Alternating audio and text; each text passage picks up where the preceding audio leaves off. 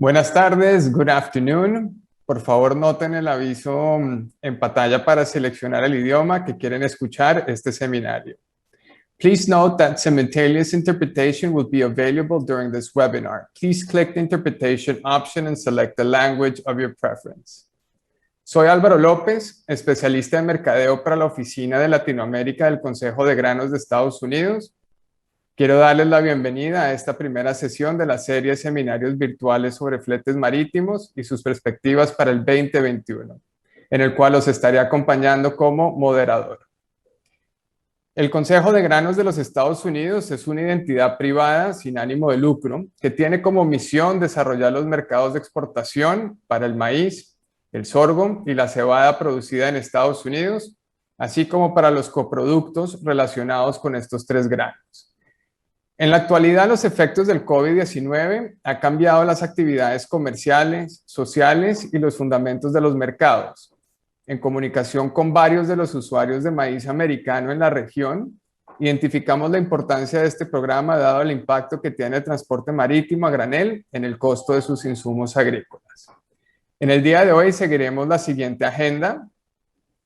Las palabras de bienvenida, 5 minutos. Composición de flete e información disponible y monitoreo por el señor Gabriel Letona, 30 minutos. Después entramos en una sesión de preguntas y respuestas con el señor Gabriel Letona y el señor Andrew Ryan por 10 minutos. Después tenemos un receso de 3 minutos. Después iniciamos la conferencia del señor Ryan, actualidad de fletes y cómo llegamos, por el cual ahí estaremos 30 minutos escuchándolo. Y después entramos en preguntas y respuestas donde nos estarán acompañando ambos, Gabriel y Andrew, por 10 minutos. Y al final tenemos un cierre de 2 minutos. Para la sesión de hoy tenemos el honor de presentar a los cofundadores de CAL Advanced Sea Global, los señores Gabriel Letona y Andrew Ryan. CAL Advanced Global, CAG, es un proyecto en conjunto, un joint venture, entre Advanced Sea y CAL Global Shipping. CAG fue establecida en enero del 2021 por Gabriel Letona y Andrew Ryan, fundadores y copresidentes de CAG, que cuentan con más de 25 años de experiencia en conjunto en el mercado de transporte marítimo a granel seco, tomando roles como fletadores, armadores, operadores, brokers y gestores de la optimización de la cadena de suministro de los productos a granel. CAG ha desarrollado su expertise en la industria agrícola, con Gabriel y Andrew teniendo experiencia elaborando anteriormente para compañías compradoras, vendedoras de insumos agrícolas, por lo que CAG ofrece un vasto conocimiento administrativo, contractual y operativo del negocio agrícola y su integración con el flete marítimo. La experiencia de sus fundadores permite que la empresa brinde servicios completos de corretaje de fletes a granel seco, incluyendo asesoría de fletes marítimos, logística, para optimizar la integración de la cadena de suministro a sus clientes. Antes de dar la palabra a nuestro primer conferencista, quiero resaltar algunos aspectos relevantes sobre la plataforma y la transmisión de hoy. Lo primero es sus micrófonos y cámaras están deshabilitados. Para hacer sus preguntas, deben buscar en la barra inferior de la pantalla en Zoom el icono que dice QA o preguntas y respuestas. Por favor, utilicemos este botón para hacer la pregunta a los conferencistas. Las preguntas las haremos de forma anónima.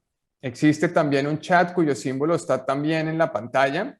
El chat, por favor, utilicémoslo únicamente para preguntas generales que no son para los conferencistas, sino más bien dudas sobre la agenda, el envío de presentaciones y demás.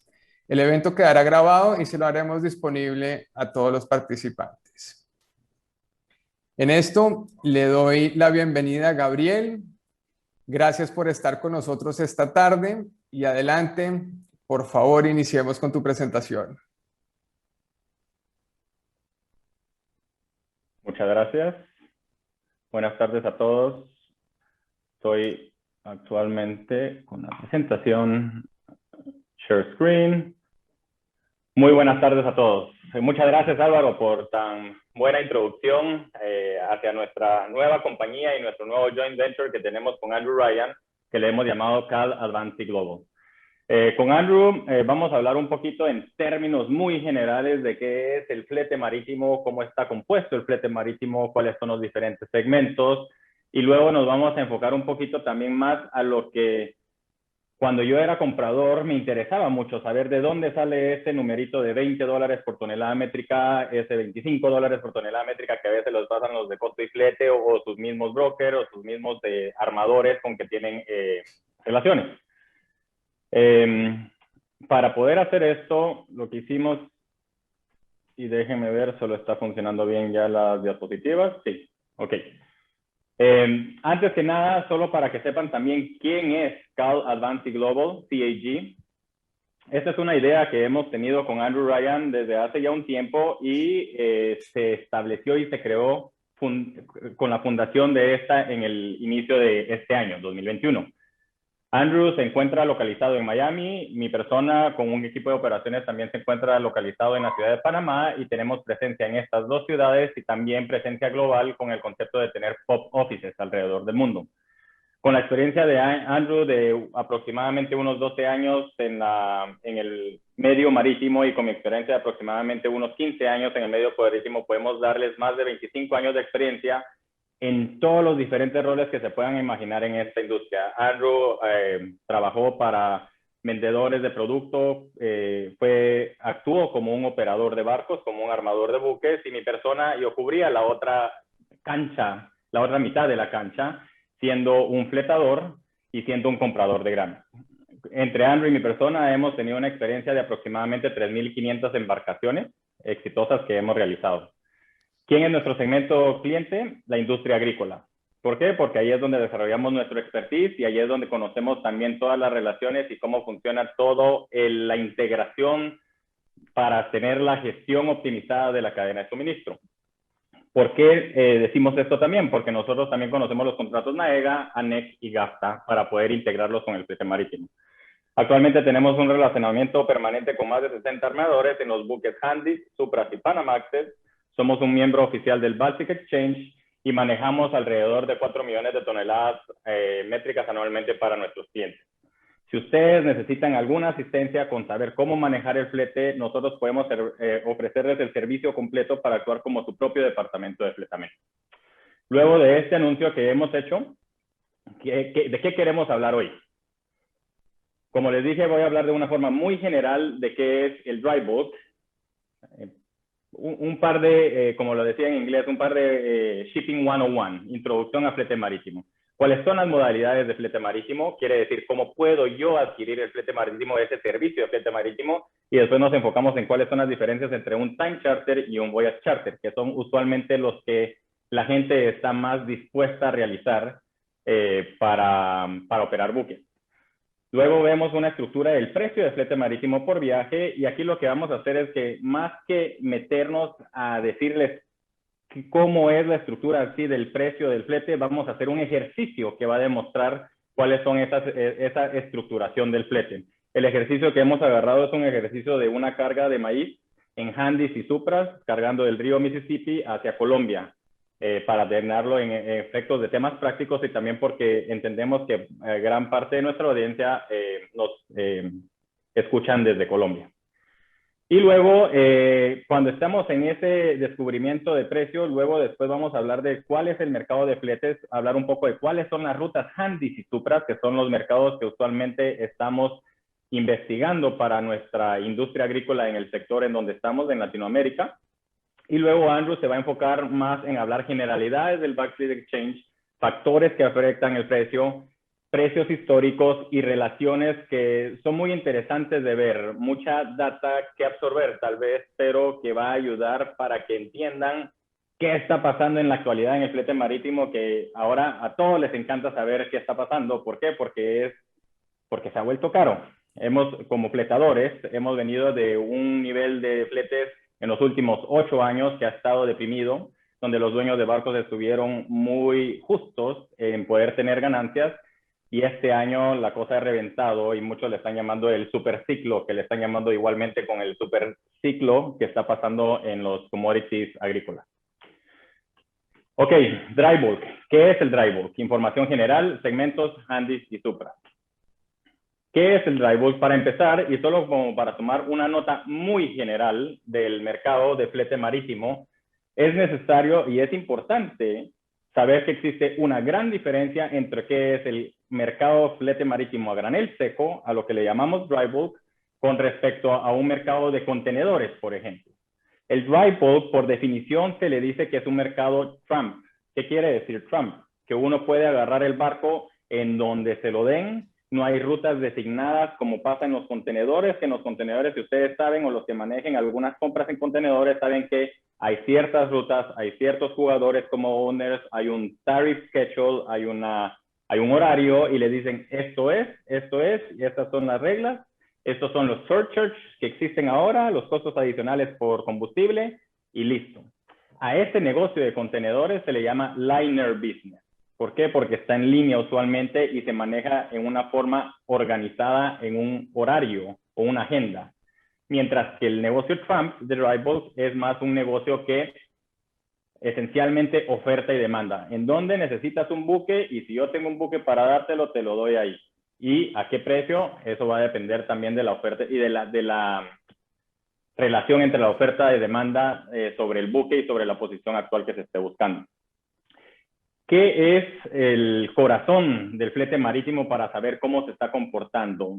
Al final del día, y ustedes van a ver también que es lo que se mira en la mayoría como definiciones en el Baltic Exchange, el valor del alquiler del buque es lo que llega a ser como el corazón de estos mercados.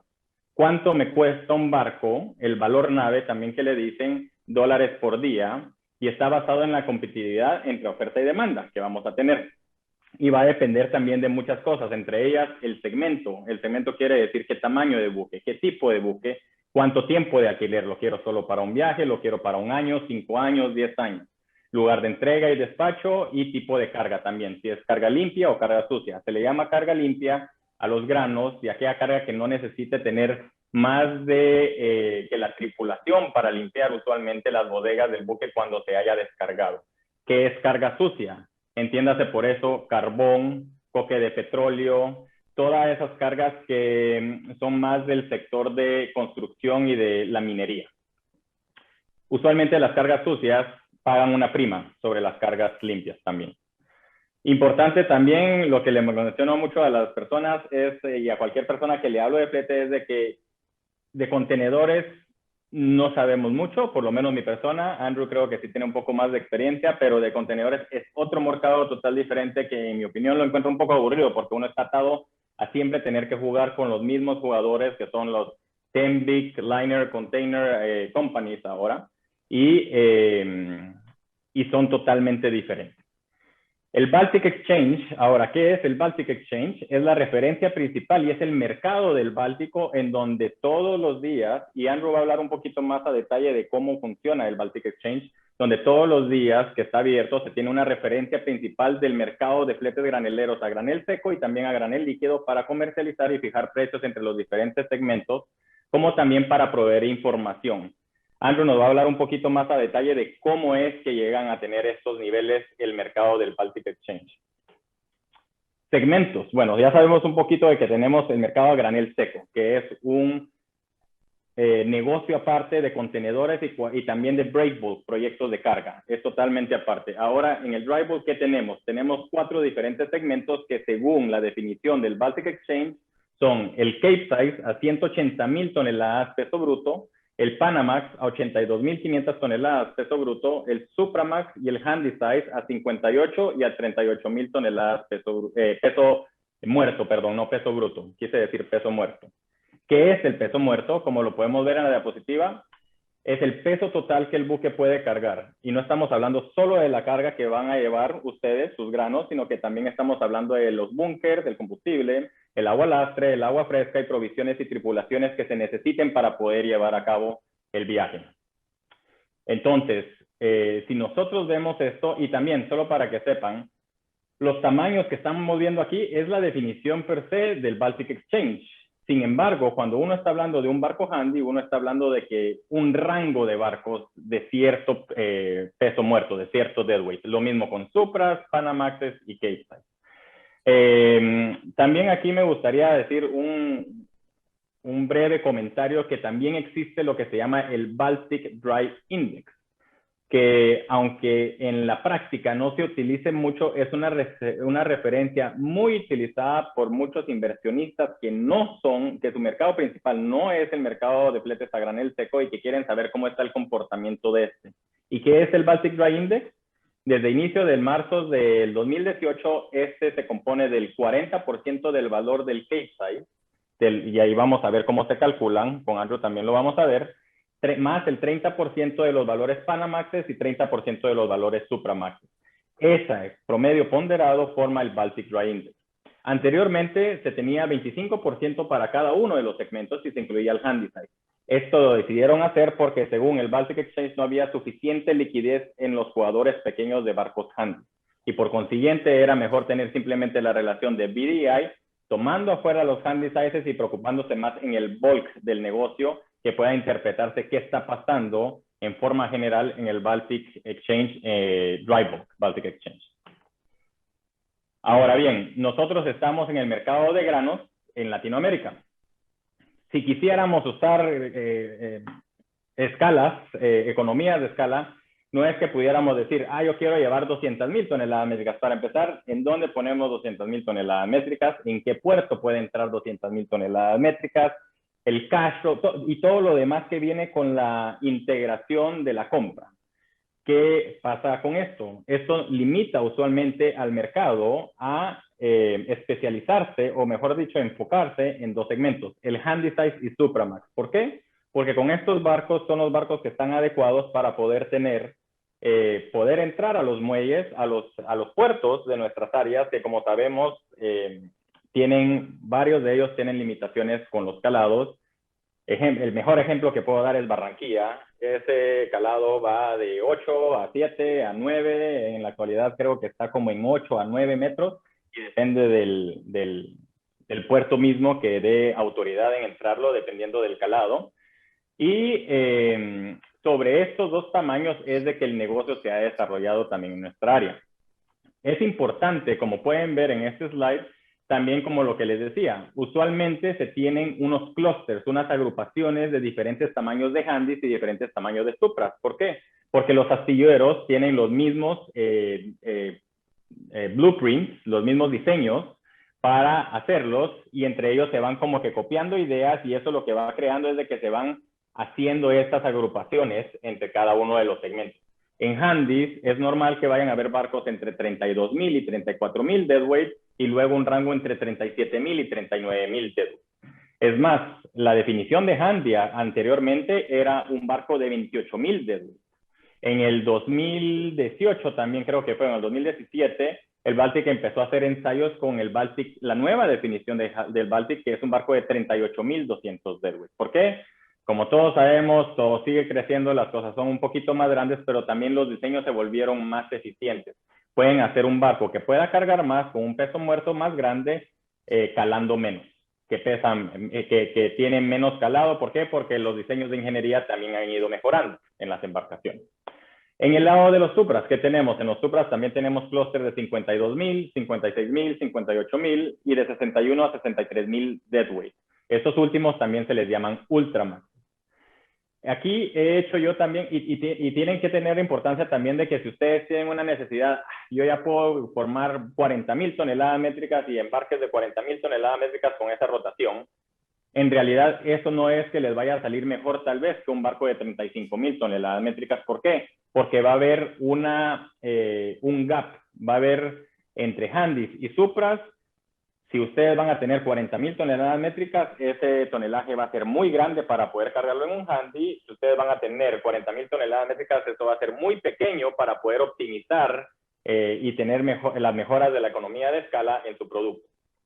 Las tablas que están aquí a la par en esta diapositiva es simplemente para tener una guía. Ok, y a mí, que ese peso muerto, ¿qué quiere decir para mí? Usualmente, las características de esos pesos muertos que puse en las tablas van asociadas con un volumen en las bodegas que se puede utilizar, que están ahí, y con el calado respectivo de diseño para ese volumen y ese deadweight, ese peso muerto. Por ejemplo, un barco de 37 a 39,000 toneladas deadweight tiene usualmente 1.75 millones de pies cúbicos para un calado, si llena todo eso, si tiene el peso máximo del peso muerto, de 10.3 a 11 metros de calado. Entonces, y lo mismo pasa con los Supras. Tenemos los barcos de 52,000, 58,000, 63,000. Si vemos el barco de 58,000 deadweight, que es la definición del Baltic Exchange del Supramax, dice que aproximadamente son barcos que tienen 2,500,000 toneladas métricas.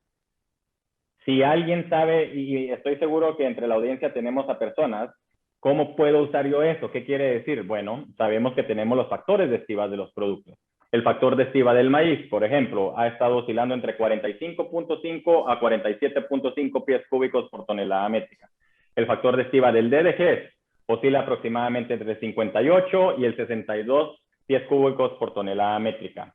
Y para dar unas referencias de otros productos, frijol de soya alrededor de 48, arroz alrededor de 59, harina de soya alrededor de 53 pies cúbicos por tonelada métrica. Entonces, ¿qué quiere decir? Si yo tengo un Supramax de 58,000 deadweight con 2.5 millones de pies cúbicos, 2.5 y lo divido entre 47, que es usualmente el factor de estiva que utilizan las personas para maíz, eso me da 53,200 toneladas métricas aproximadamente que ese buque puede cargar. Esa es la limitante por espacio, ¿no? Aunque diga que el buque puede llegar hasta 58,000, el factor de estiva y el volumen se vuelven a limitantes. También tienen que poner en importancia cuáles son los calados de sus puertos. Si van a Colombia, van a Santa Marta, no se tienen que preocupar de nada. Si van en México, en Veracruz, ahora tienen una terminal nueva que tiene hasta calado de 13 metros, pero antes de esto, ¿cuál era el muelle más profundo en Veracruz? 38 pies, el muelle de Cargill. Si van a Honduras, ahora creo que están alrededor de los 11.5 metros. Acaputla, 12.5 metros. Guatemala, Quetzal, que es un puerto muy importante, 11.1, de 11 a 11.1 metros.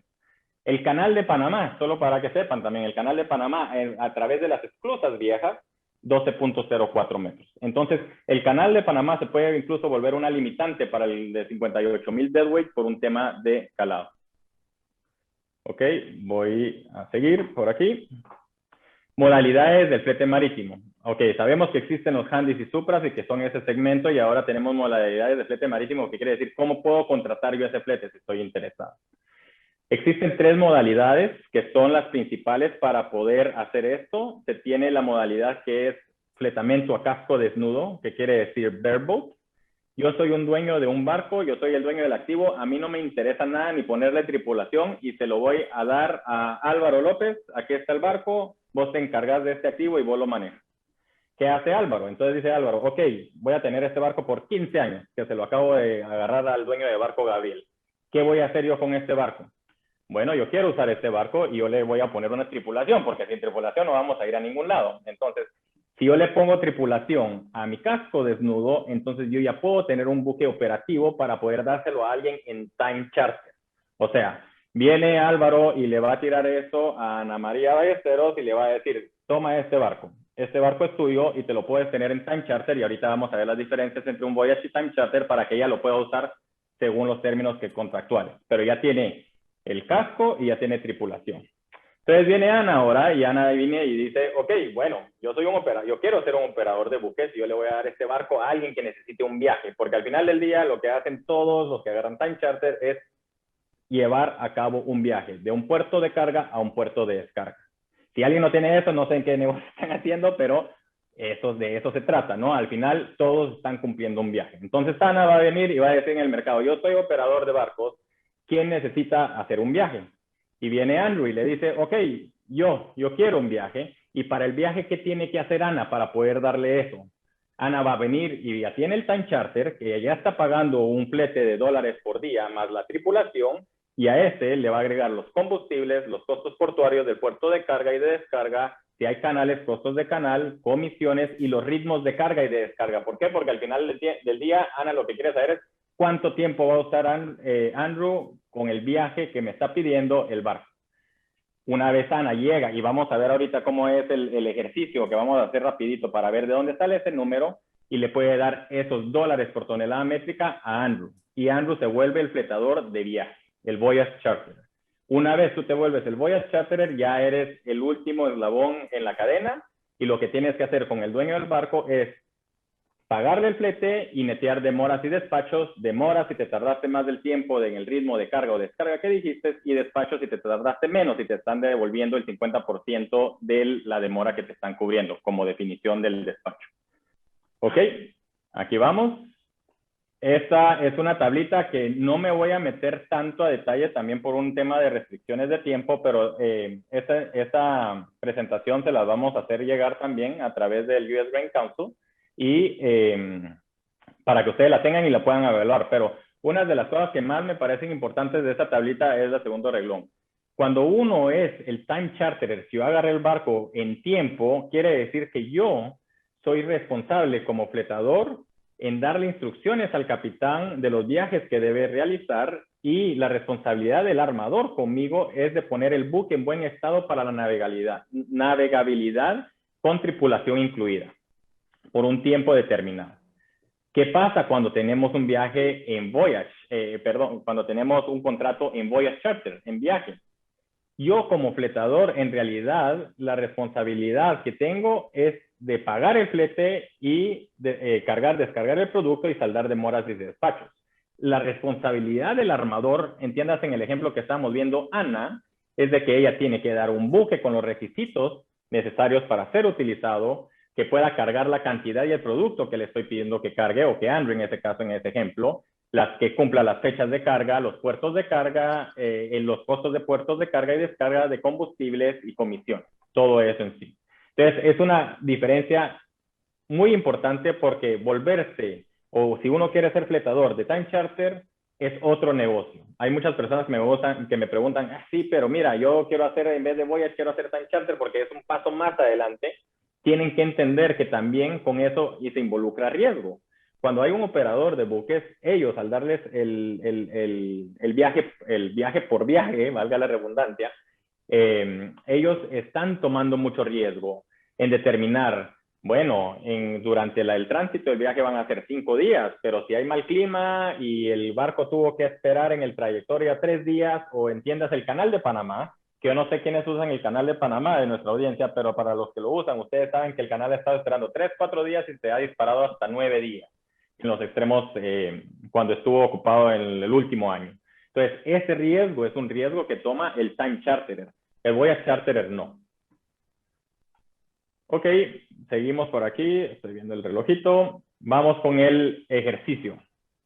Y disculpen que voy un poquito corriendo, pero tenemos el tiempo muy limitado y también quiero que puedan observar y puedan evaluar todas las gráficas y análisis que ha hecho Andrew para nosotros.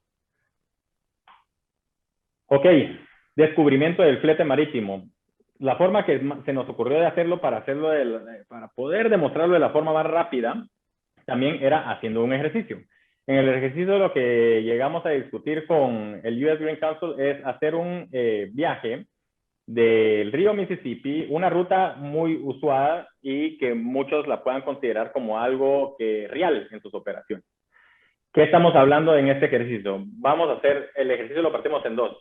Hay un fletador, hay un comprador costo y flete, hay un comprador FOB que quiere decir, mira, dame un barco de 30,000 toneladas métricas, 10% de maíz, cargando en un one safe berth, un muelle seguro, río Mississippi, not above, but including Baton Rouge, descargando en one safe berth Santa Marta, el ritmo de carga que sea de 8,000 SAT checks, que quiere decir Saturdays, Sundays, Holidays excluded, que no cuenta ese tiempo cuando lo estés usando, even if used, EIU, para el handy, y 10,000 SAT checks para el Supra.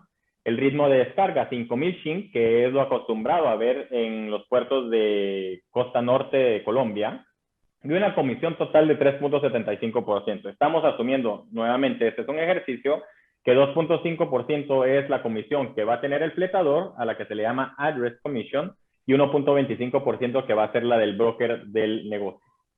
Ok, entonces, Andrew le mandó esto a Ana, y Ana ahora dice, ok, ya tengo los términos para poder calcularle a Andrew un flete, y que se lo quiero dar. Entonces, ¿qué pasa? ¿Qué es lo primero que tiene que hacer Ana? Ana, lo primero que tiene que hacer es saber cuánto tiempo necesito tener este barco andando, porque al final del día, Ana está pagando $, por día por ese barco a su dueño, ¿sí? Entonces, ¿qué hacemos? La distancia del río Mississippi a Santa Marta son 1,520 millas náuticas, más 110 millas náuticas que estamos poniendo adicional, que es el recorrido de Southwest Pass, la boca del río Mississippi, donde es usualmente el punto de entrega de la mayoría de negocios que se miran, hacia el área de NOLA. Si nosotros ponemos los 1520 millas náuticas más las 110 millas náuticas juntas y usamos una velocidad promedio del buque de 13.5 nudos, nos da que el tiempo estimado de tránsito son 5.03 días. ¿Ok? Cuando ¿cómo se hace la operación? 1520 más 110, eso lo dividen entre 13.5 nudos, eso les va a dar horas. Y después la dividen entre 24 y les da días. ¿Sí? Entonces, Ana ya sabe que necesita 5.03 días de tránsito, nada más, del buque. ¿Qué más? También el buque necesita cargar y descargar. Y también el buque puede hacer que tenga una weather margin, a lo que se le llama, que es para tomar en cuenta clima adverso que se pueda tener durante la operación. Entonces, en este slide que estamos haciendo, calculemos el total del tiempo. Entonces, si ponemos los 5.03 días, le agregamos el 5% de weather margin, eso quiere decir que de tránsito, este viaje va a tener 5.28 días. Para el handy, me están diciendo que van a tener un ritmo de carga de 8,000 sat-checks. Si yo agarro las 33,000, las divido entre 8,000 toneladas métricas, me da 4.125 días. El término sat-checks, de la forma más fácil que lo pueden hacer, es un tema de probabilidades. Y de no contar el tiempo, que al final van a ser 2 de los días, de los 7 días de la semana que no les va a contar. Ese tema de probabilidades, de la forma más fácil y resumida para dárselas, es decir, un sat-check a veces se vuelve un factor multiplicador sobre un shin cuando cuenta todo el tiempo de 1.56 aproximadamente.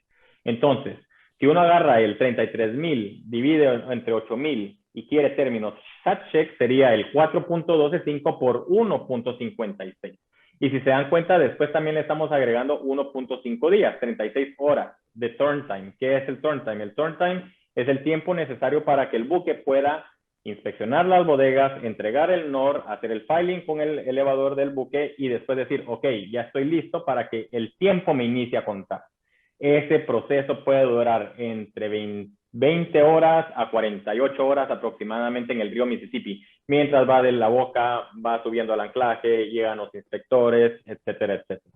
Entonces, vemos aquí la tablita y entonces si voy a cargar el handy, dice que son 7.94 días que va a tomarse cargar, según lo que me pide Andrew, y Supra 9.97 días. Después ustedes pueden ver la mate y hacemos lo mismo para el ritmo de descarga. Ahí tenemos términos Shin, que entonces no hay que hacer ningún factor multiplicador. ¿Qué obtenemos? Para el handy, que van a ser 7.6 días, bajo ritmo de descarga 5,000 Shin, y para el Supra 11.86 días. Eso nos da un total que para el handy, el viaje van a ser 20.82 días, que me va a tomar en total cargar, tránsito, descargar, y para los Supras 27.11 días. Ok, entonces, ¿qué quiere decir esto?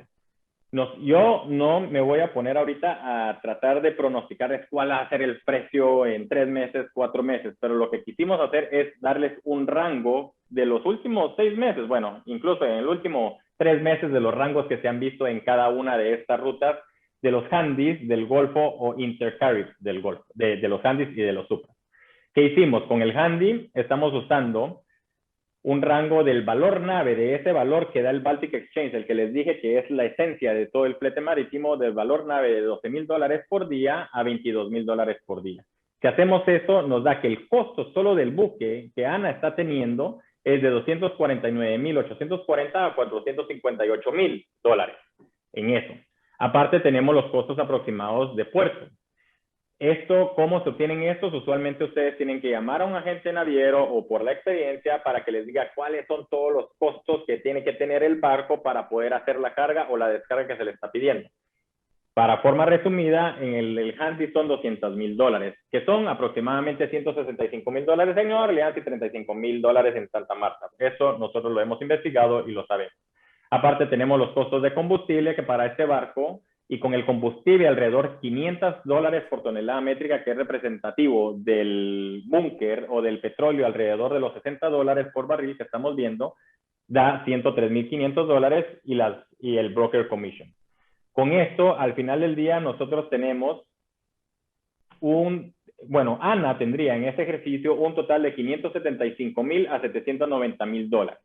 Ese total, Ana viene, lo divide entre las 33,000 toneladas métricas que puede cargar ese buque, porque sí lo puede cargar y Ana va a cargar el más 10% del buque, va a dar que el flete oscila entre $17.40 por tonelada métrica y $23.95 por tonelada métrica. Y seguramente los precios que ustedes han visto en los últimos 6 meses deben de estar por ahí si están haciendo buques handy de Nueva Orleans a Santa Marta. Aquí les dejo la otra diapositiva con el Supra, todos los números del Supra y los rangos que usamos de Supra es de $15,000 a $35,000 por día para el valor nave, que son representativos también de lo que se acaba de vivir en los últimos 3 meses de este año. Si hacemos toda la matemática usando el mismo precio de combustible y cargando 54,300 toneladas métricas cargadas, ¿por qué? Porque cuando hacemos el ejercicio nos limita el espacio, no podemos cargar las 55,000, ¿por qué? Por lo que hablábamos del factor de estiba del maíz, la limitante, o tenemos que el precio oscila entre $16 y $26.45 por tonelada métrica. Este solo es un aviso para decirles que este es un ejercicio. Obviamente, cada owner va a tener sus propias características y también sus propios inputs para saber cómo calcular ese valor nave, que es una parte principal. Y también diferentes owners toman diferentes riesgos con respecto a los valores de precios en puerto de carga y descarga. Es muy normal también que cuando ustedes vayan a preguntar para la misma carga a diferentes dueños de barcos, que se mire un rango considerable, y más ahora con estos mercados que estamos teniendo con alta volatilidad, incluso vemos hasta $6 a veces para esta misma ruta, podemos ver hasta $4 de rangos entre diferentes ofertas que ven. Lo hacemos muy fácil nosotros, pero en realidad el cálculo puede llegar a ser complicado, y lo que los dueños de barcos tratan de hacer para darles un precio competitivo es no tener días de lastre. ¿Qué quiere decir? Que los dueños de barcos puedan optimizar la logística de sus naves con nuestro viaje y con los demás viajes que tienen en sus libros.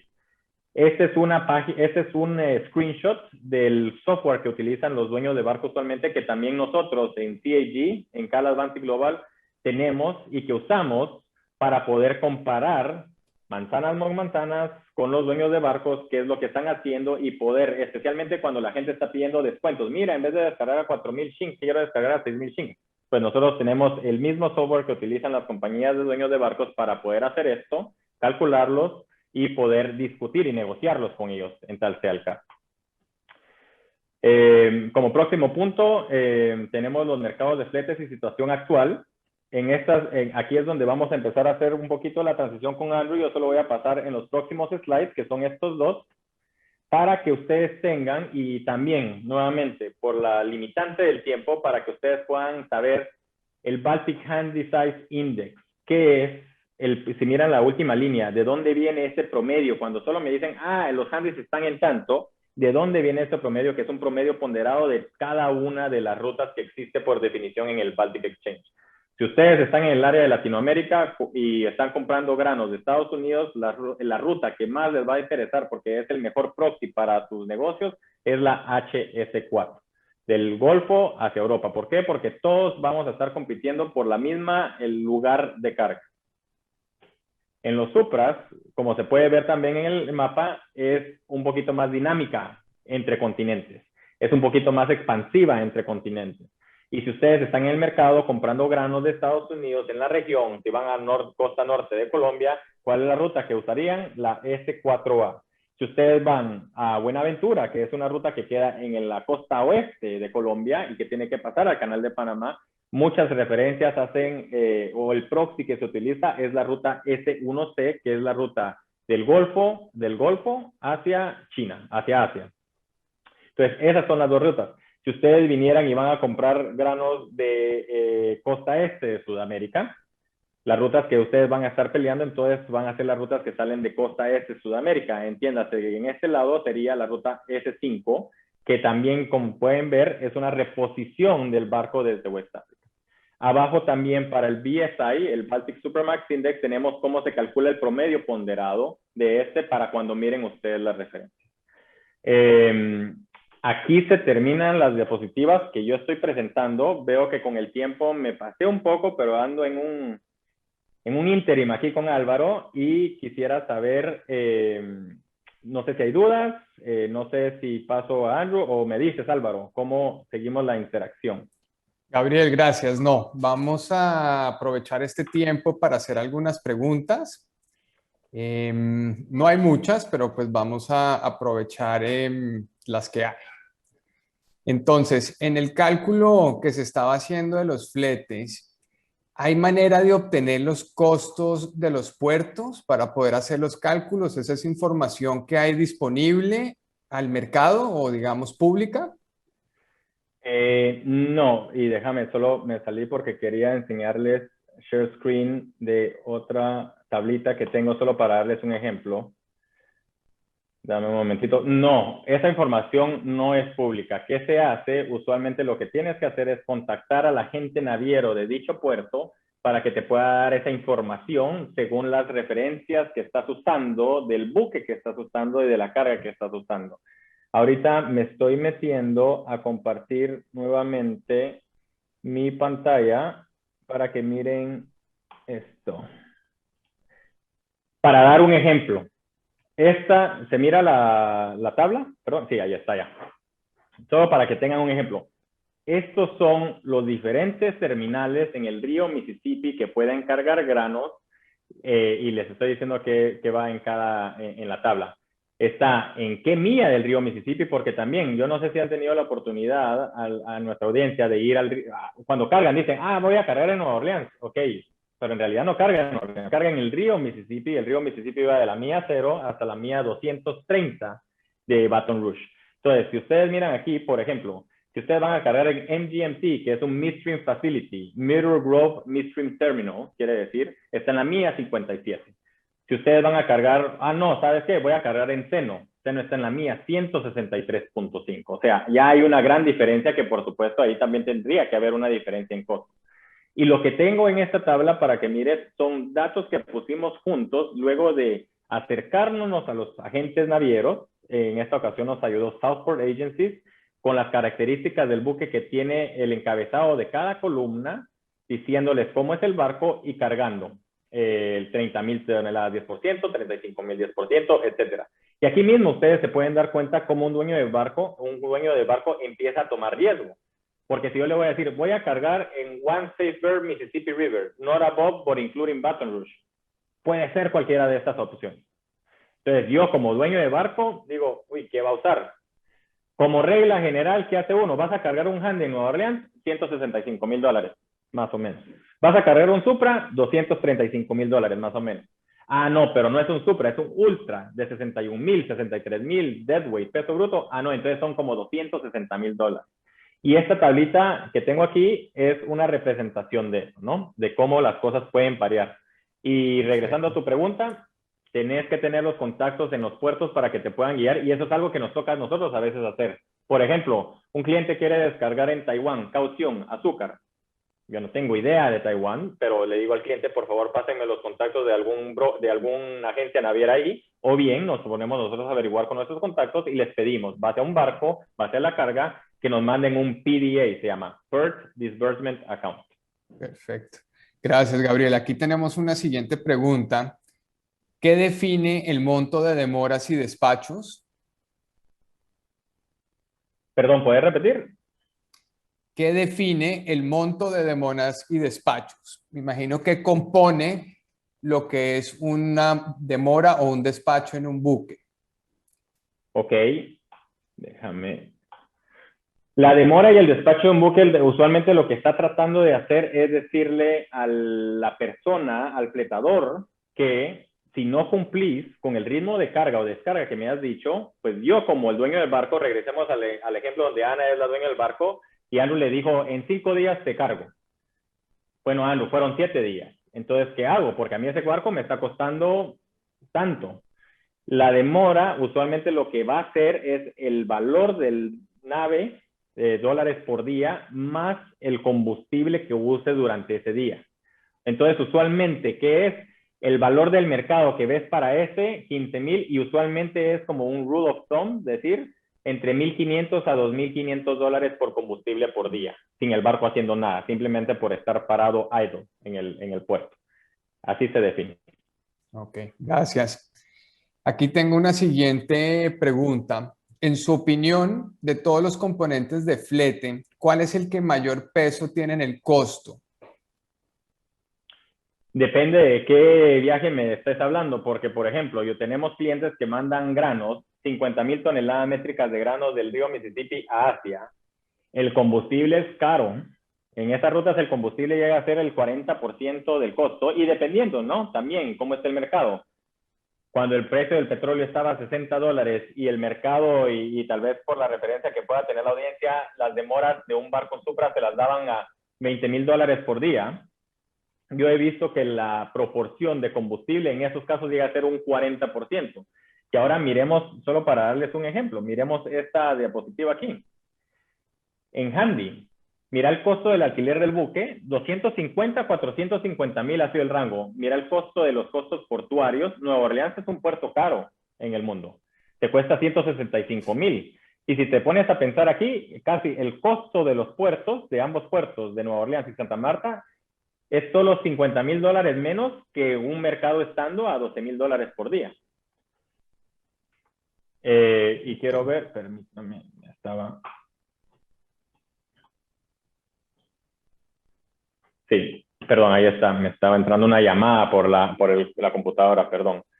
Y lo mismo puedes ver aquí, ¿no? Entonces, si el petróleo estuviera a $100 por barril, entonces ya empieza a subir el reglón del combustible. Como regla general, en los buques que vemos y en las áreas que vemos, usualmente el costo del combustible oscila entre 15% al 35% del costo total del flete. Ok, perfecto, gracias, Gabriel. Y creo que nos da para un adicional.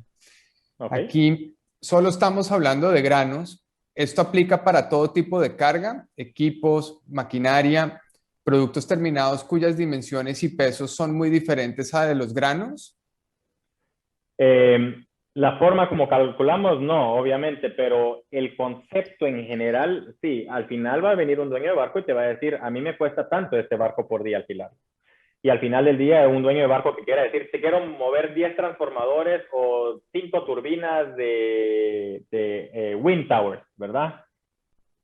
Necesitas un barco que lo pueda mover y después los mismos conceptos. ¿Cuánto me cuesta el valor nave de ese buque? ¿Cuánto me cuesta el combustible para llevarlo de punto A a punto B? ¿Cuánto me cuestan los costos portuarios a donde va a ir a cargar y descargar? La suma de todo eso y te lo da. O sea, el principio es el mismo, pero la forma como se calcula es un poco diferente, porque obviamente vas a llevar un ingenio. Querés desmontar un ingenio, llevarte todo el ingenio, llevarte 5 ingenios a un barco, se vuelve ya una carga proyecto, pero el concepto en general es el mismo. Perfecto. Gracias, Gabriel. Y yo creo que nos da para una última, aunque estamos un poquito apretados. Buenas tardes. Hay nuevos proyectos de elevadores en el río. Me imagino que se definen al US Gulf. Es interesante que pregunten eso porque sí hay uno nuevo y es se me fue ahorita y mientras Andrew platica voy a ver la información porque sí, hace como 5 años estaba el rumor de que Gavilon iba a hacer un elevador nuevo y hasta pusieron un letrero cerca entre el área de Convent por donde está Seno, era pura palabrería, no era nada. Pero este año, a finales del año pasado, sí ya se confirmó y hay una compañía nueva que yo creo que son parte de los socios de los Midstream Facilities que van a hacer un nuevo elevador y se espera que esté en 2, 3 años. Sí viene un nuevo proyecto porque el último, todos los elevadores del río Mississippi son viejos. El elevador más nuevo que existe en Estados Unidos es en Portland, el P&W, y es el EGT, el elevador nuevo que hizo Bunge ahí con una asociación de Bunge con otras personas. Y aparte de eso, los elevadores casi todos son de los 80. Entonces, si viene uno nuevo, mientras Andrew platica, voy a agarrar los datos para compartirlos. Listo. Gabriel, muchas gracias por su tiempo. Muy valiosa la información. Vamos a una pausa de 3 minutos y volveremos con nuestro segundo conferencista, Andrew Ryan. Gracias. Gracias a ti.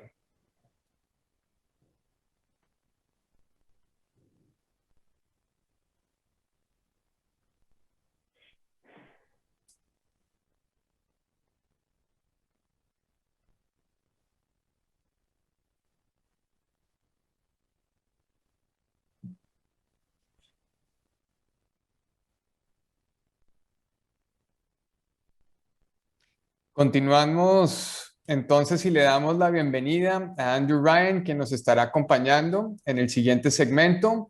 Andrew, muchas gracias y bienvenido. Somos todo oídos.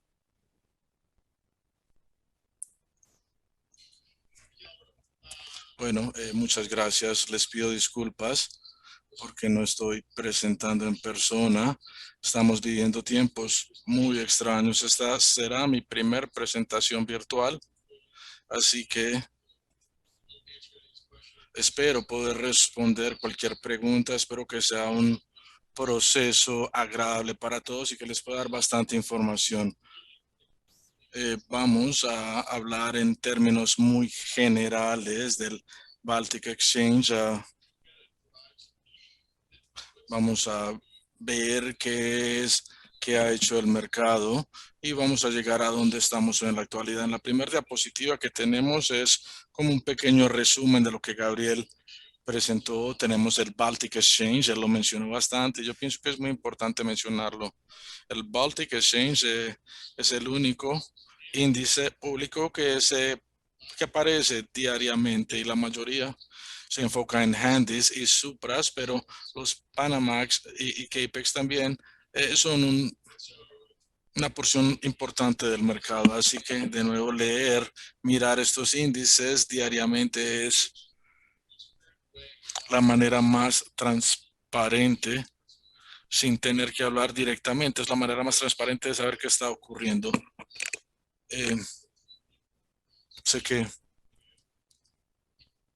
hay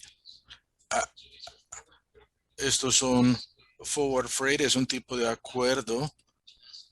El promedio de cada activo es una gran herramienta para gestión de riesgos, pero puede ser una herramienta muy peligrosa. También estamos hablando del FA porque este se refiere al precio promedio proyectado. Así que si ustedes específicamente tienen regiones de cargas de las cuales compran o venden productos, su exposición no es necesariamente la exposición promedio. Así que este basis risk o esta base de riesgo puede ser positiva o negativa dependiendo del riesgo, pero hay que saber que al comprar FFA no nos protege completamente. También existe el settlement o la liquidación. Miramos los precios, cómo se están comportando los precios.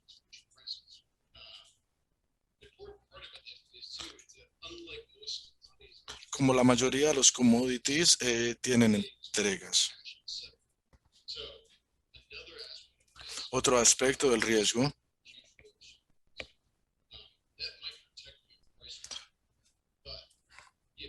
pero si el precio aumenta,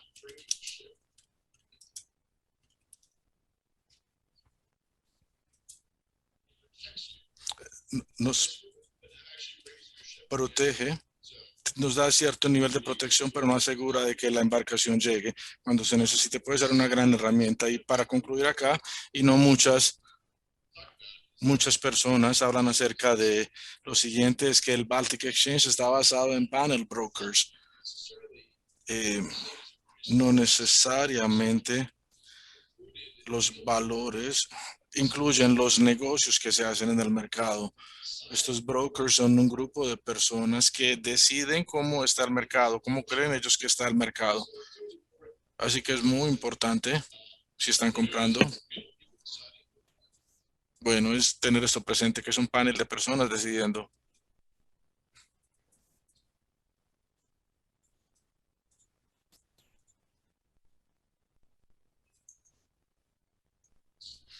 Bueno, disculpas mientras paso la diapositiva. Bueno, ¿qué afecta o qué factores afectan el precio? Obviamente la oferta de barcos. Una de las cosas más difíciles de hacer es proyectar en dónde van a estar las embarcaciones o las motonaves en ciertas épocas del año, y saber en dónde están es lo más importante del negocio, pienso yo, del negocio de los fletes. digamos que están todos en el Pacífico o en el Atlántico, pero saber en dónde está la flota es una parte muy importante de cómo se afectan y se cambian los precios y también la demanda, quién está comprando y a dónde están yendo las cargas. Así que desde una perspectiva analítica, muchos analistas hablan de lo que se refieren como ton mile o tonelada milla. La cantidad de toneladas es la cantidad de millas que se transforma. Así que el mejor ejemplo, digamos, es CAG, digamos. Yo estoy en Miami, como les dije anteriormente, utilicemos bueno, no sé hasta qué punto me escucharon, pero estamos hablando de cómo se afecta, que los factores que afectan el precio.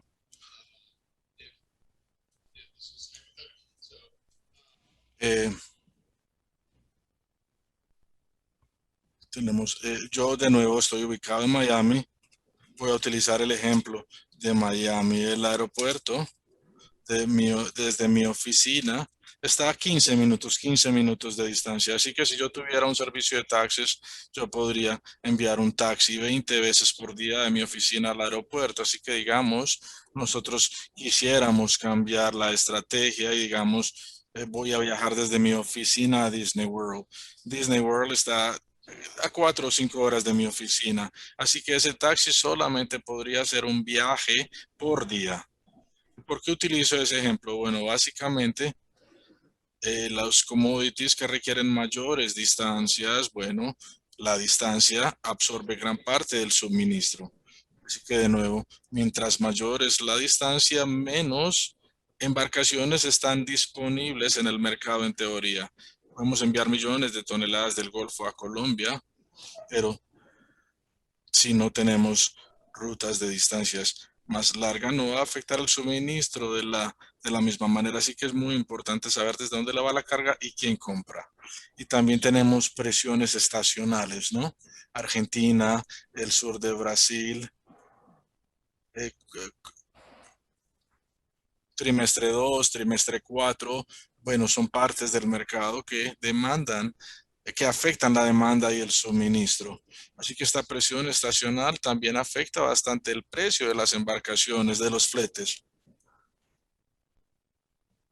Eh, Europa compra más productos agrícolas que el suroeste de Asia. Es un ejemplo hipotético, pero enfocarnos más en el Atlántico de nuevo genera presiones en el mercado.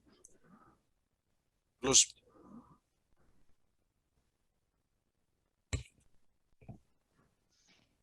Y eso involucra mucha sal para poder derretir la nieve. Estamos importando mucha sal también. Eso trae mucho más barcos a Estados Unidos, añadiendo más presión en el mercado en general, demandando más suministro en esa área. Y los bunkers. También hablamos un poco de los bunkers. Dependiendo en las rutas que tengamos y dependiendo en cuánto estemos cargando, en realidad solamente se podría cambiar el precio como 50 centavos. Si estamos yendo desde el Golfo hasta China, pues estamos hablando de $2, $3, pero el mercado efectivo, definitivamente, esto está afectando el mercado. Cuellos de botella pueden ser días de espera y cosas que hay que considerar. No solamente es cargar los productos, todo esto va a afectar el mercado. Y algo también importante es el sentimiento del mercado. Es basado en esto, en el sentimiento, el mercado general. Hay que tratar de sentirlo, cuánta demanda hay, cuánta oferta, porque a veces decimos que el 70% del mercado es basado en sentimiento. podemos tener 10 cargos. Todo depende de la oferta, la demanda, cómo se están moviendo los barcos. Pueden haber un aumento en las ofertas y haya disminución, y esto tiene que ver todo con el sentimiento. Este es el índice del mercado seco. Algo que mencionaba Gabriel, BDI.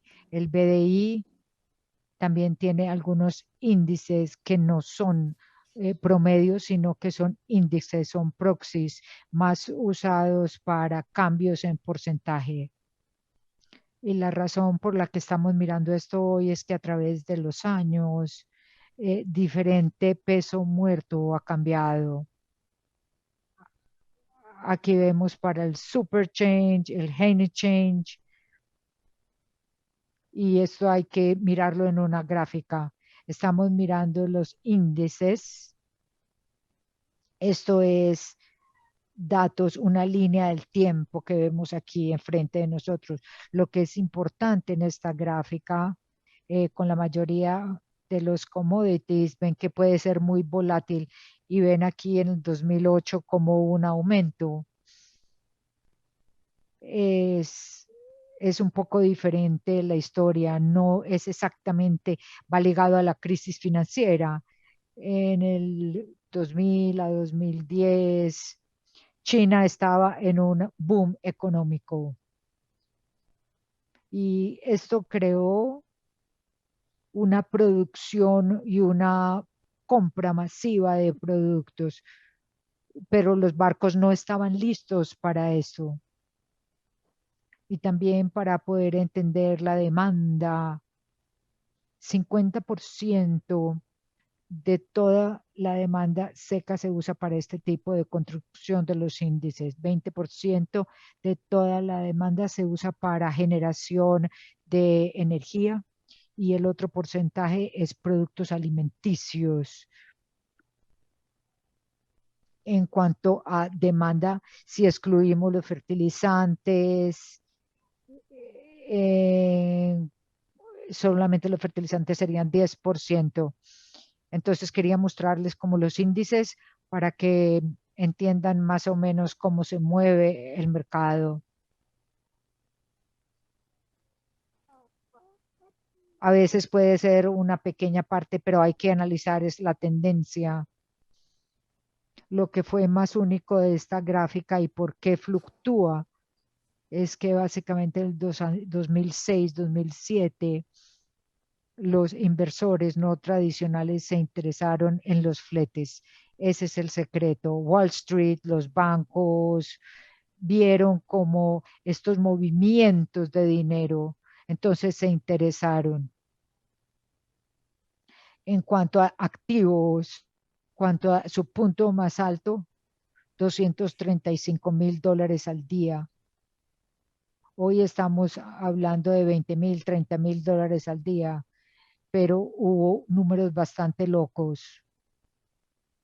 Y estos que eran no tradicionales, estos inversores, decidieron invertir.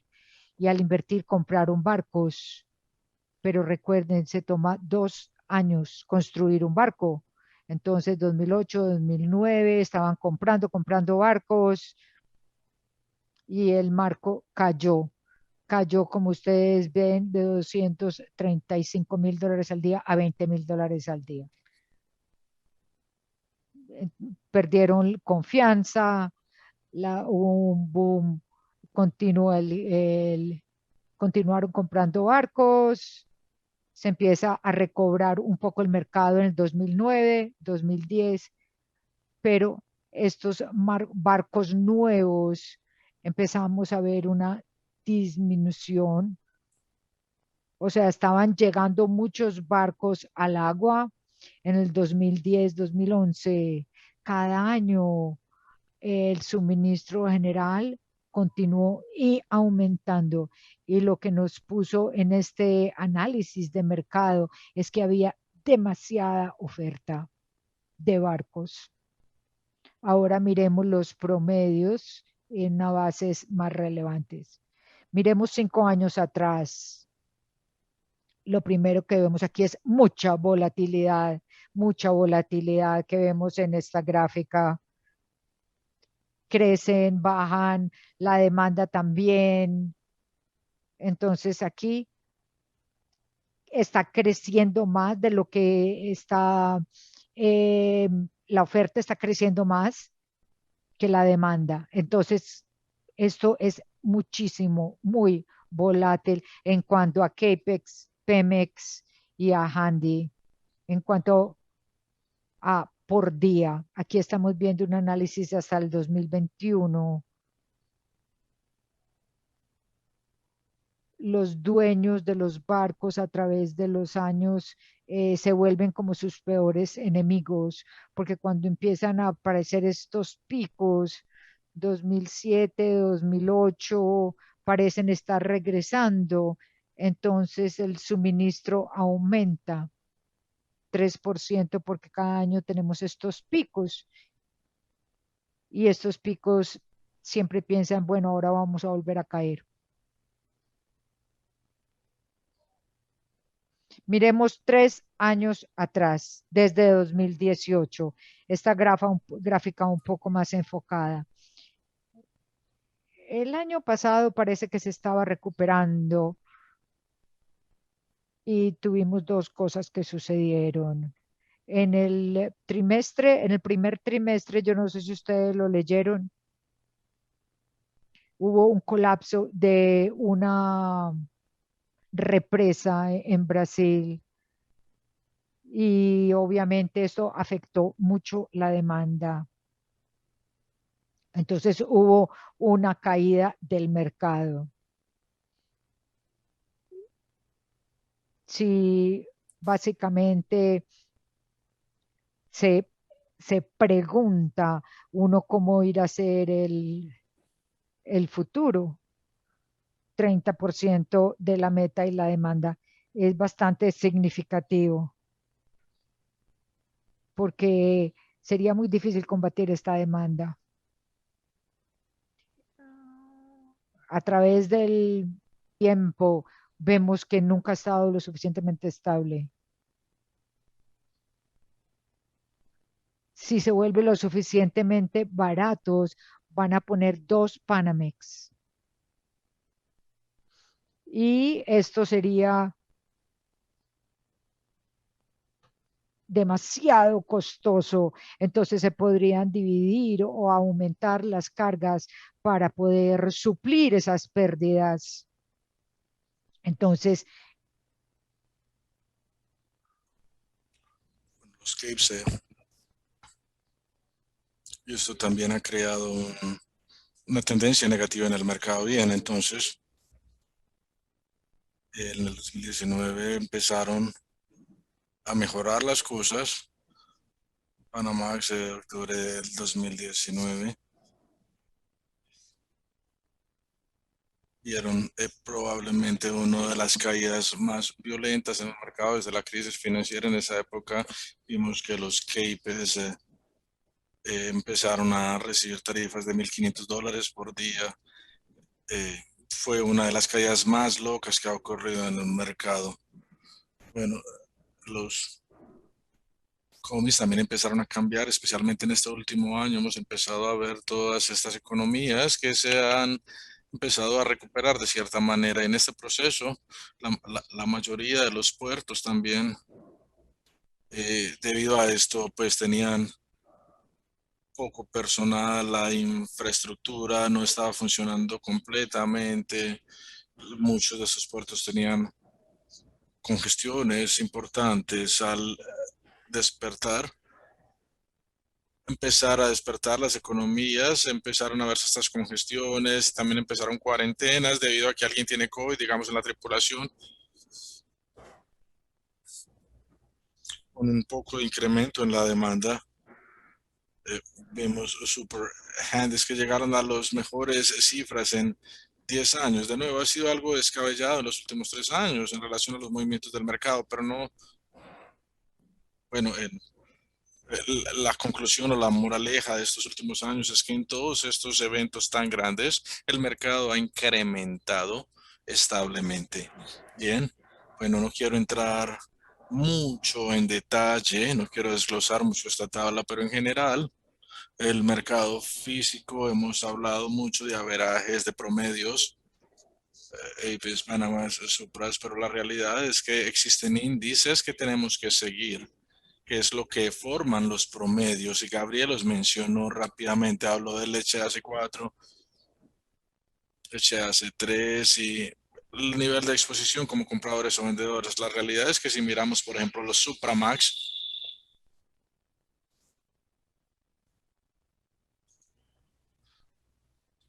bueno, puede haber un mercado muy agresivo cuando miramos los promedios, pero la realidad es que siempre es importante constantemente mirar los índices porque esto nos da transparencia en lo que está ocurriendo en nuestros mercados diariamente. Es importante gestionar, entender estos gráficos. Es importante para entender en dónde estamos en la actualidad. Otro gráfico muy importante que nosotros creamos son estos rangos físicos de todos estos subíndices. Esto nos permite ver no solamente dónde está el mercado en la actualidad. La barra azul oscuro es donde está el mercado spot en la actualidad y la barra es donde ha estado en los últimos 3 años. La barra completa es el rango por los últimos 3 años, así que esto nos da una perspectiva completa en dónde está el mercado hoy y en dónde ha estado y cómo estos mercados se comparan los unos con los otros. Si miramos la HAC4, vemos que es bastante volátil. Vemos la volatilidad en estas barras. Vemos la perspectiva de la volatilidad y su perspectiva histórica. Aquí vemos no solamente que ha sido un mercado muy volátil, sino que también vemos el cambio en los subíndices. Un muy buen ejemplo es el backhaul versus el fronthaul. El backhaul es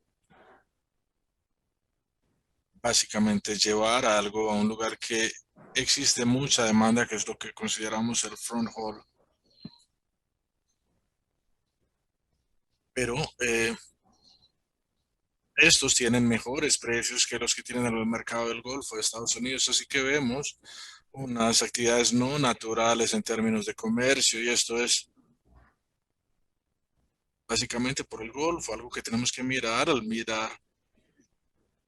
al saber que el 50% de lo que se comercia se relaciona con la construcción. Si los Estados Unidos continúa construyendo y reconstruyendo vías, eso potencialmente es una buena señal para lo que se va a cargar en el Golfo.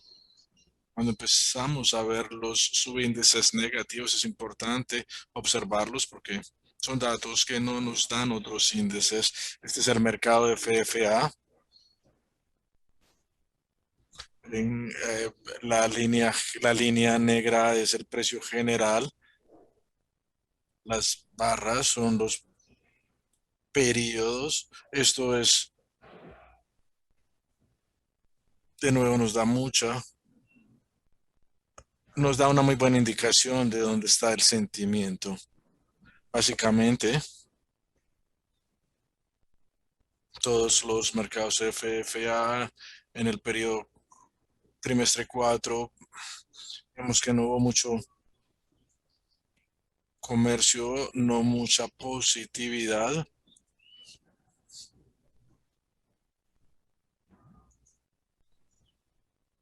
En términos generales, el mercado no está, y la razón es debido a estas tendencias periódicas y estas tendencias periódicas que vemos acá. Vemos es generalmente en el trimestre 4, vemos que el trimestre 4 es usualmente cuando vemos más movimiento en ambos clases de activos, así que en términos generales el mercado cae y se riega mucho en el primer trimestre, plana en el trimestre 2, plana en el trimestre 4 y sube en el trimestre cuarto. En términos generales, esa es la estructura natural de los futures. Una curva natural. Muchas personas no lo esperaban, no esperaban tanta volatilidad en los meses recientes. Esta tabla que vemos acá es para que ustedes la analicen más en sus casas. Aquí tenemos muchos datos enfocados en los mercados FA. Nos da el promedio de 15 días, de 30 días, de 60 días y nos da muchas maneras muy interesantes de observar las tendencias y tener una mejoría en dónde está el mercado actualmente. Algo que se me olvidó mencionarles es que Capes, básicamente mientras mayor es la embarcación, más los handys son tan ilíquidos que básicamente no se pueden negociar. Básicamente cuando miramos las estructuras y el mercado de los futuros es muy importante enfocarse. Bueno, si ustedes están en handys o Supramax, es muy importante enfocarse en la estructura del Supramax en vez del handy.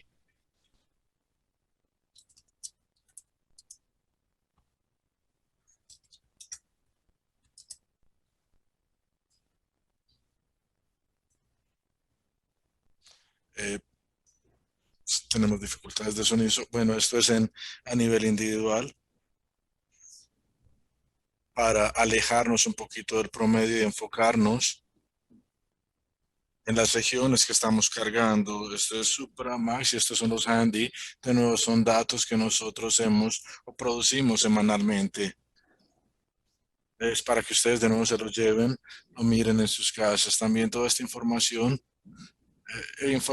es básicamente las herramientas que nos han permitido ser exitosos en nuestro trabajo, así que nos alegra poder compartir estas herramientas, esta información con ustedes. Y con esto concluyo mi presentación y les agradezco. Muchas gracias a todos por escucharme. Andrew, muchas gracias a ti. Estuvo muy interesante el análisis técnico que nos acabas de dar. Y ahora vamos a entrar en la sesión, aunque tenemos un poco más de tiempo, vamos a entrar en preguntas y respuestas. Entonces voy a colocar la primera. Esta la colocaron en inglés, la voy a tratar de traducir a lo mejor de mi capacidad. Em, a lo largo de los próximos meses, ¿hay alguna expectativa que podamos tener para que las ratas de los fletes tengan una tendencia más bajista o a la baja?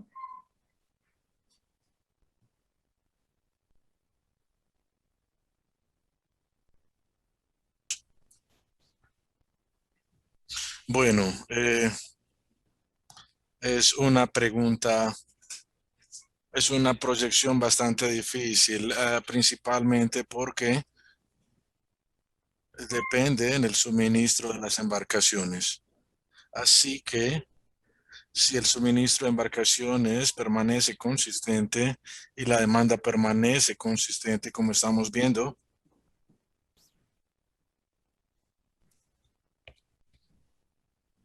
bueno, vamos a ver, pero el mercado ha sido tan volátil en meses recientes es porque ha habido unos incrementos importantes en demanda y no han habido suficientes embarcaciones. Así que ha sido, por eso es tan difícil proyectar también dónde están las embarcaciones, es porque hay regiones apartadas que no son comunes en su uso. Así que en otras palabras es muy difícil de predecir en este momento. Bueno, lo dejaré así para no complicar la respuesta. No, está bien. Gracias, Andrew. Aquí tengo otra que es un poquito más hacia el mercado de contenedores. No sé si ustedes puedan dar una luz ahí, pero ¿cuál es el panorama mundial de disponibilidad de contenedores al mediano plazo y cómo esto pudiese afectar los costos de los fletes marítimos?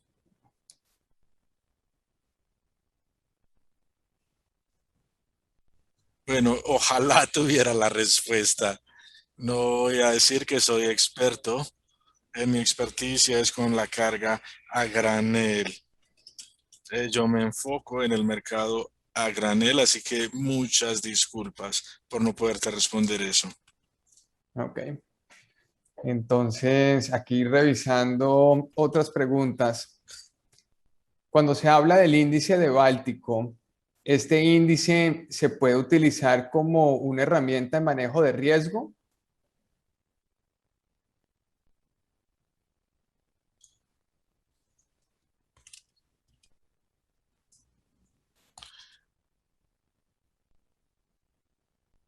My apologies. Así que el índice báltico es básicamente, bueno, de cierta manera nos ayuda a guiar a entender qué está haciendo el mercado, pero no lo podemos utilizar como una manera de gestionar riesgos. Para esto podemos utilizar los futuros, los futures, los cuales son básicamente una extensión del promedio Baltic. Así que en este tenemos puntos de exposición muy básicos, como hemos visto en los datos, y las cifras bajan en el Golfo, el promedio puede subir. Así que uno puede generar dinero en esta reducción en el Golfo, pero podría ser lo contrario. Así que dependiendo de los puntos de exposición pueden haber muchos riesgos, y eso es básicamente para lo que se puede utilizar el Baltic Exchange. Buenísimo, gracias, Andrew. Aquí viene otra. Entendiendo su presentación, donde habló sobre la economía norteamericana y la construcción, el complejo minero, que se entiende que es el mayor producto transportado y, y se ve como, esperen un minuto, es el mayor producto transportado y se ve el mayor movimiento en la industria. Ok, en el índice báltico, ¿cuál es el que muestra el segmento minero, el Cape Size, el Handy Size?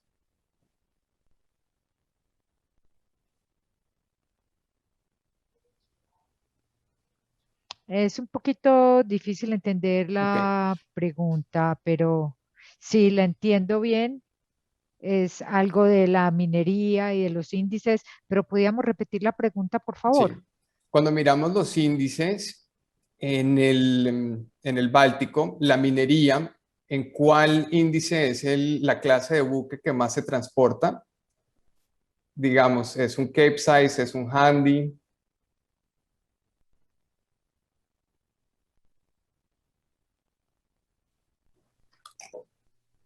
Sí, básicamente Cape Size. En una base genérica, los únicos productos son el metal, el carbón. De vez en cuando ellos transportan grano, pero los Cape Size son más que todo para esas cosas. Panamexes, de pronto otro de fertilizantes y productos de minería, pero los más grandes, especialmente en cuanto a la minería de Brasil, ellos tienen su propia clase que se llama BLOC y Very Large World Carriers. O sea, esos son V. Ellos cargan todo el material minero de Brasil a China. Incluso tienen una clase aparte. No sé si esto contestó la pregunta. Mientras más grande el barco, más estará dispuesto a cargar productos mineros. Perfecto. Sí, gracias, Andrew. Aquí tenemos otra. Si bien el mercado ha bajado, hemos notado en los últimos días que está subiendo. ¿Cómo le ve la tendencia en el corto y mediano plazo?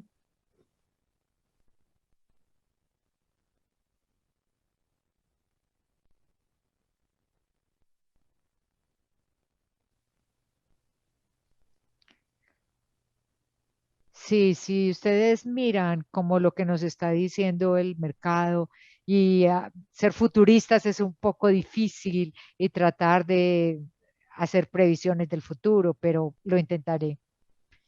El mercado en general está volviendo. El mercado general cree que alrededor del trimestre 3 o 4 va a ser un poco más barato. Ese es el sentimiento del mercado. Y abril, mayo, junio, de pronto se va a aumentar. Es por el mercado y la dinámica. Esto es muy inesperado. Es muy difícil pronosticar para el trimestre 1 y 2. El trimestre 4 debe de remontar. Pero estos meses dependen mucho de la demanda y que ésta permanezca constante. En el futuro próximo, pienso que es buena idea ser conservadores. Creo que no vamos a ver una gran corrección. Hoy en día es muy difícil hacer que el mercado caiga tampoco fuertemente y sabemos que todavía estamos en la crisis, pero la demanda está aumentando y todo el mundo estaba como con la guardia baja y la demanda está aumentando. Y todo parece que fuera a subir y de pronto sucede otra ola de COVID, entonces vuelve y baja, entonces es muy difícil como de pronosticar. Hay volatilidad, podríamos decirlo así. Y hay información que no podemos confiar en ella, pero va a estar un poco loco para arriba y para abajo, muy volátil y tenemos que ser conservadores por el momento.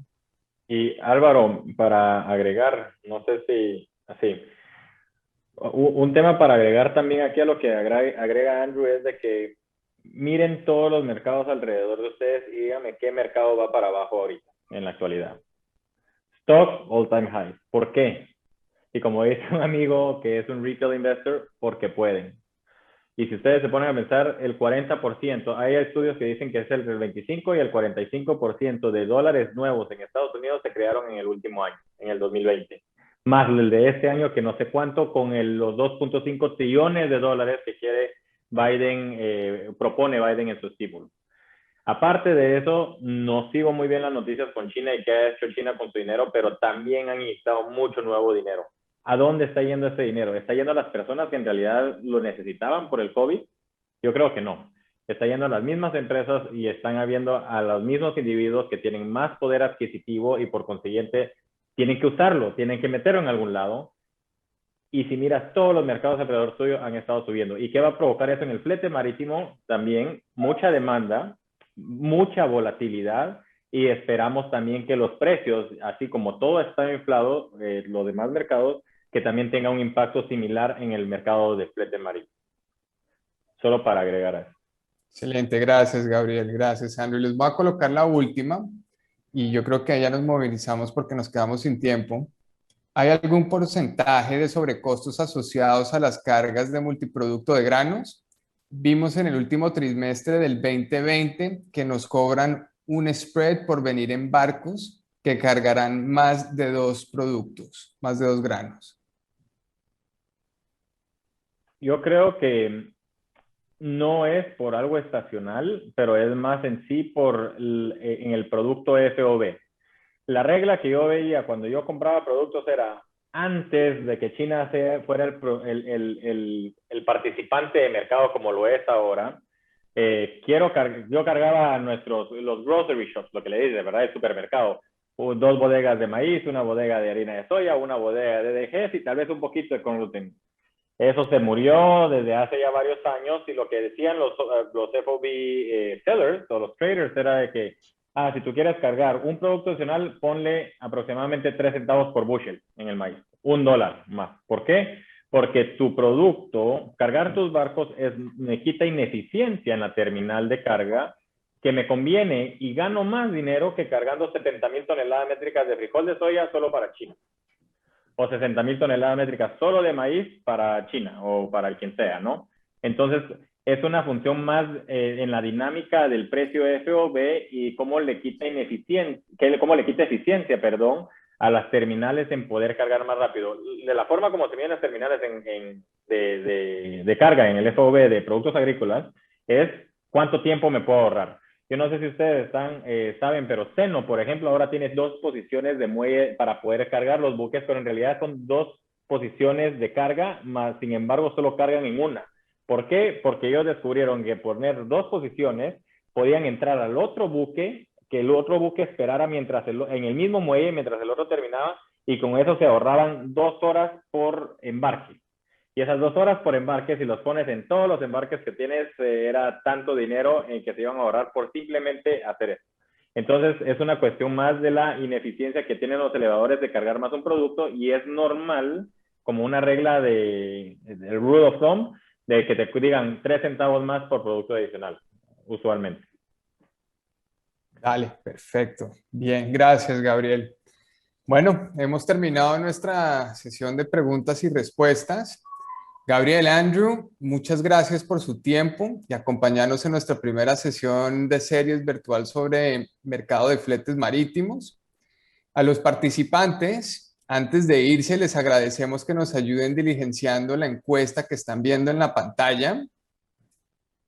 Y antes de despedirme, quería recordarles la fecha de nuestra siguiente sesión, pautada para el martes 4 de mayo a las 3 de la tarde, hora central, donde nos estará acompañando los señores Arm Mostafa y Hugh Nugent de la empresa de United Bulk Carriers. De nuevo, muchas gracias a los participantes y a nuestros conferencistas. Les deseamos a todos un feliz resto de semana y que podamos pronto vernos de forma presencial. Gracias y adiós.